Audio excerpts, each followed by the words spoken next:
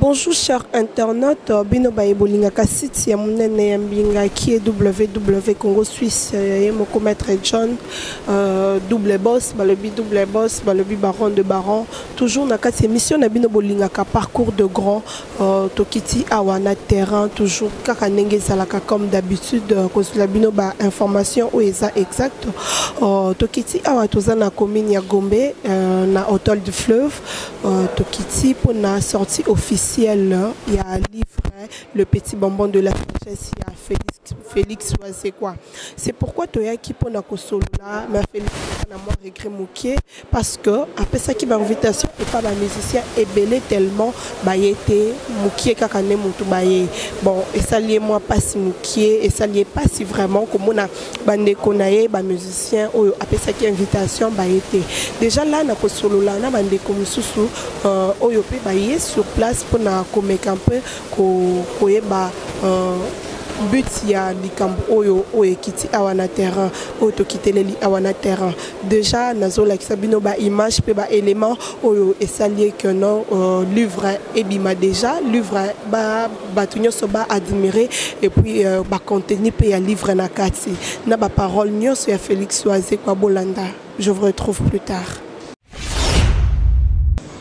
Ce que je voulais dire à tout le monde, d'abord les livres le petit bonbon de la sagesse. Qu'est-ce que ça veut dire finalement le petit bonbon de la sagesse? Selon que c'est caramel, c'est le bonbon c'est myrtille, voilà, il y a beaucoup d'arômes. C'est exactement l'idée du livre. Et comme le bonbon aussi d'ailleurs est fait pour apaiser, pour calmer les esprits, pour se détendre, le livre a été aussi conçu dans cet esprit-là. Voilà, je ne suis pas un donneur de leçons. Mais j'essaie seulement de proposer ma façon de voir les choses. Et souvent, j'ai cru comprendre que ça arrange bien les choses quand j'ai dit une phrase, quand j'essaie de raisonner sur un point. Et c'est ce que j'ai essayé d'apporter dans le livre. Et comme j'ai tellement parlé dans le livre, vous comprendrez que je ne puisse pas beaucoup parler maintenant. Mais, alors, tout à l'heure, j'ai fait aussi Mamba Tchalama ma chanson d'entrée, parce que quand on a présenté les musiciens, donc, elle faisait son entrée. Merci maman pour la présence, parce que ce que j'ai invité, c'est une technique. Le monde a revu la nette, c'est un autre à sa maman. On voit la Adam. Donc, là, je suis très content. Et puis, le Nobel de la littérature, alors qu'il n'avait pas sorti un livre. Seulement, le comité a lu ce texte et il a vu que non, mais ça c'est la littérature, la prix Nobel, ça ne se donne pas n'importe où, n'importe comment. Voilà, donc ce que nous faisons, c'est que je voulais encourager mes collègues, c'est déjà de la littérature, ce sont déjà des livres. Voilà, donc je vous encourage aussi à mettre par écrit ce que nous produisons, parce que c'est déjà de la littérature. Alors, comment faire sortir un livre? Voilà ce qu'a été ma démarche. Donc, j'ai écrit le livre pendant 10 mois. C'est pour dire que ce n'est pas facile et que je ne suis pas aussi brillant que ça. Parce que j'ai pris tellement de temps. 10 mois, c'est beaucoup. Alors que le professeur Ivoka, il fait peut-être 2 mois seulement, c'est fini. Non. C'est vrai que pour nous autres, pour lui, il peut même faire seulement 2 semaines. Parce qu'il y a tellement d'arguments. Alors moi j'ai pris 10 mois pour produire les livres. Voilà ce que j'ai fait. C'est aussi la question qui se pose beaucoup de gens, comment faire sortir un livre. Bon, en France, c'est quoi? Vous écrivez des livres. À ce moment-là, on appelle d'abord manuscrit. Donc, commencez à la main. Bon, il y en a aujourd'hui qui écrivent directement sur l'ordinateur. Ça ne change pas, c'est toujours un manuscrit. J'ai donné ça à plusieurs éditions françaises. Ils ont lu, et certaines éditions ont manifesté leur désir de produire le livre. Donc, ce qui m'a rendu les choses faciles. Donc je suis devenu comme un Neymar, et en train de regarder où est le meilleur transfert. C'est-à-dire, quelle est la maison qui va m'offrir, qui mettra plus à l'aise, faire un bon travail. Voilà. Et parmi ces maisons-là, j'ai choisi l'édition Bertame, parce que c'est une branche que la maison achète. En fait, c'est la maison achète qui distribue les livres. C'est pourquoi même hier, j'étais dans le Figaro, dans le journal français. Donc, ils sont en train de faire de la promotion. Au moment où nous parlons, le livre est sorti partout dans le monde. Alors, moi, en tant que Congolais, je me suis dit, je ne serai même pas en Europe parce qu'il faut que je sois là où il y a un père, là où il y a, voilà, il y a des gens qui me connaissent. Voilà, il y a des collègues musiciens. Moi, je préférais être là pour qu'on fasse ce qu'on appelle le vernissage, c'est-à-dire quelque chose qui se fait pour lancer un ouvrage, par exemple. C'est cette cérémonie qu'on appelle le vernissage. Donc, je donne des livres à ceux qui sont aux éditions et j'ai choisi la maison Bertrand.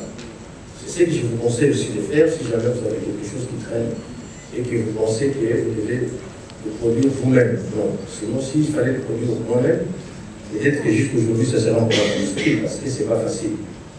Si vous produisez vous-même votre livre, comment ça va arriver sur Amazon? Vous ne prenez pas le rouage. Comment les livres vont être distribués aux États-Unis et partout où on parle la langue française? Ce sera difficile. Alors, j'ai produit ces livres parce que vous avez l'habitude de m'écouter en lingala et j'ai cru comprendre que mes propos pouvaient avoir une autre portée. Il fallait les mettre dans des langues qui sont aussi utilisées dans le monde. Par exemple, en français. Quelques mois après, les livres vont être traduits en anglais et en espagnol, pour l'instant. Quelqu'un m'a dit, il faut l'écrire aussi en chinois, parce qu'ils sont tellement trop nombreux, on va se faire beaucoup d'argent. Alors, si quelqu'un connaît un chinois qui peut traduire ce que j'ai écrit, je suis partant. Voilà. Mais je sais que ce n'est pas évident. Le problème, c'est quoi? C'est qu'il va traduire, alors je ne saurais comment corriger ce qu'il a écrit. Donc, pourquoi j'ai un peu peur de cet exercice-là. Je peux dire n'importe quoi. J'ai un ami qui s'appelle Jacques Kita. Je ne sais pas s'il est venu aujourd'hui. Alors je ne pense pas. Lui, il a été en Chine. Donc peut-être que lui peut me dire si on est dans le bon chemin. Je dis bonjour, remerciement. Je dis parler, regret. Atangi ba journaliste nyonso atangi se ba musicien ba déconnailler mais comme ba comédien abotana ya ta posa ba comédien mais biso pe ba comédien na kati ya RDC faut contribuer pour les bino ba musicien posa ba comédien pour les bino ba journaliste ba pole pour que tu ba nani pour posa ba comédien pona et puis bino pe boyawa où est la consommée? On va Christ, on va partir. On va commédier pour nous. Nangwana na regret à moi. On a remerciement. Merci beaucoup. On fait quoi? Au vaccin implice. Na besoin qu'on y pour créer na carte RDC. On a livré au Trobibisa les petits bonbons et les grands bonbons.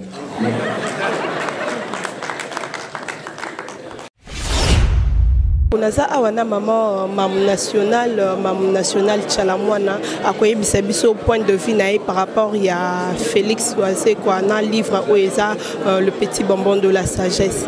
Maman point de vue naï par rapport à livre Oeza ni. En tout cas maman nazane sengo makasi sika na liao. Naza ko s'attendre peut-être na boasali livre ngweza ndenge nini en tout cas Oezali penza mosala ya ba intellectuel. Nazali ko féliciter Félix Oisé ko na likambo munene ya sali. Na pesi merci et surtout félicitations à Longoli biso Sony. A Longoli biso penza Sony. Balobaka artiste azaka na niveau te. Artiste aza mutu moko ya désordre. Artiste aza mutu atanga te. Artiste aza mutu moko bako ko sala confiance te. Mais artiste azali molakisi monene.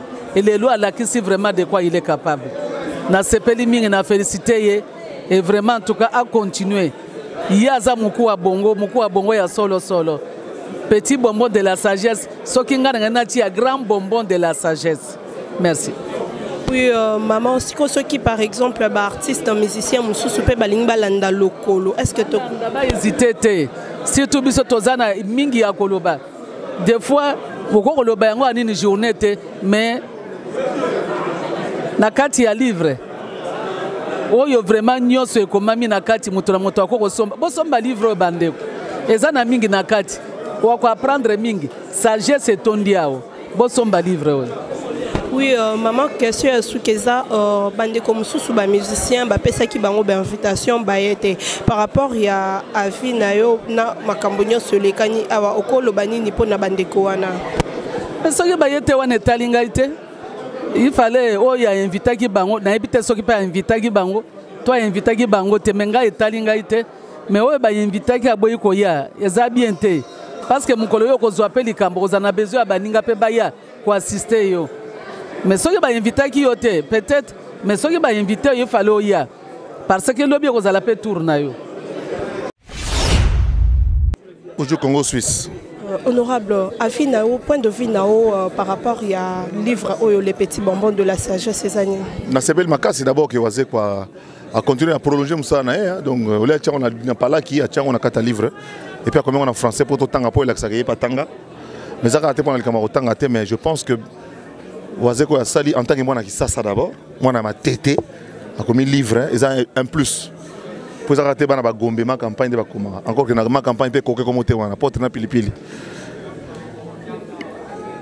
ils ont encouragé biso to rapper ko koma pour mutu ko ngana ba livre bela koma e belé bo panyo mango to a pesi biso courage pour tout jusqu'au occasion de finaliser en pour ba tanga ma cancer so ça nene ba boule na so dengezo continuer.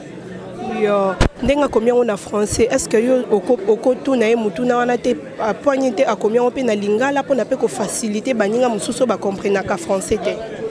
Bon, je pense que le livre maintenant lingala à la Bible et l'église totanga par hasard tika comme on en français pour à conquérir le public autre que le public congolais. On est en FNAC déjà à Paris. Ce que c'est en FNAC, ça veut dire qu'il y a autant le monde entier, qu'il y a des États-Unis, qu'il y a partout. Place où il y a des livres francophones dans un rayon, à New York, et qu'il y a New York, à New York, il y a un rayon, ouvrage francophone. Et ça bien pour un rayonnement Mboka. Au monde Mboka, on a besoin de Congolais, tu as distrait trop dans ma bousoba. Tu as distrait trop là la pongi. Or, le quoi va voir, c'est quoi va ça la Mickey, ils ont poussé surtout que les mois liboso. Tous sont à Sima, tout évoluer ndeko sale mo eloko to chepeka ba musicien tout batika li basapelo tala wendo akika boy wendo fallait expliquer biso l'air na bango ba batterie moi sindengeni l'air na bango basala musique ndengeni mais akika boy vous comprenez yako bana tozo ya sima ba leki obino pe boya sima toza ba histoire de to comme perdu bokazi succès bandaki na songolo mais il l'école te on a bazokoka bazape na makanisi livre go dictango pe mutu neti ngai ngana koma livre ngata na pesa makanisi ngai mutu atielinga en forme asenga mise en forme bato batanga classe wana ko koma ba rédacteur bazalaka tous les grands hommes ba koma ba livre zala bango te Mobutu comment livre te mais dignité pour l'Afrique ezaka ya mais interview ya na Jean Luremi yo poko sa neti nanga ivezakle bono tunanga na kola ndenge nini na bota mawapi na kota makambo ndenge nini na koma mamba wenge na banda polémique ndenge na koma na poto ndenge ni na mona na poto ba bercer betama 4 à 20 betama to après ezaka ndenge nini biloko na ngo comment on sale on livre. Merci beaucoup. O tchaka ba polémique pa mane tchaka o tchaka na zakre ba sa fingi ba musicien titre pour ba tal. Vraiment le musicien Bazaki à l'honneur T. Bazaki, président Félix Oisé comme Tazaki à l'honneur, n'a livre naïe. Donc il y a déjà pour mon état il représente conglomérat d'artistes tout. Donc au Azana au Azate Aza représenté par Yemona Bescraft parce que Aza musicien, nous n'est amour canadiens, il représente les autres. Donc voilà. L'essentiel des arts que un des musiciens congolais à ça les logos à Moutouya ou à ça les logos à valeur. Moi je m'en réjouis. Non, quand on a un terrain, on a une polémique parce que tu as la question de la négativité. On prône plus la négativité.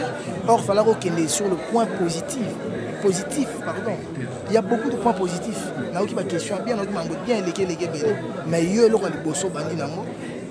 C'est ce qu'il a dénoncé au fait. J'étais pas là. Je n'ai pas entendu. Je suis arrivé dans Katikati à l'événement. Donc, permets-moi de expliquer ce qu'il y a bien. À part une question, vous avez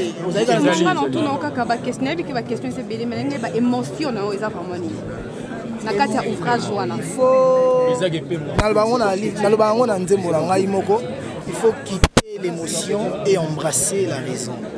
Donc, je ne suis pas émotif. Je ne suis pas trop émotif. Dans la raison. Les Camerounais et Salami, les Camerounais et Salami, Voilà, il y a un gars, les à côté. Voilà, sur la route. Alors, qu'est-ce que tu as gardé par rapport à ma voix à le pays aujourd'hui pour retenir en fait la retenir d'abord, premièrement, la bangaki. On a même sur le livre, la bangaki que Atikabiso a embrassé carrière Moussous. Ah, ok. Mais au moins que Atikinebiso et Azana Biso.